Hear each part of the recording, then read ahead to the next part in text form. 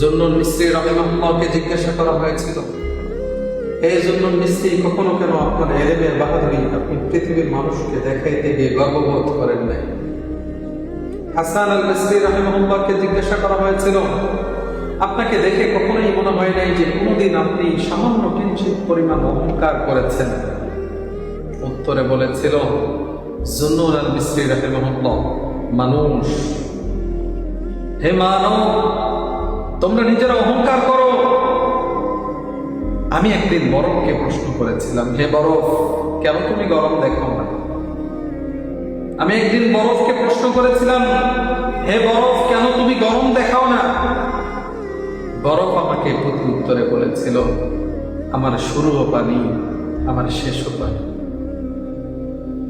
আমি হাসান মিসরি রাহিমাহুল্লাহ সেখান থেকে শিক্ষা নিয়েছিলাম, বরফ কেমনে গরম দেখায়, তার শুরুও পানি শেষও পানি। আমি নিজেকে প্রশ্ন করেছিলাম, হে হাসান, তোমার শুরু এবং শেষ কি?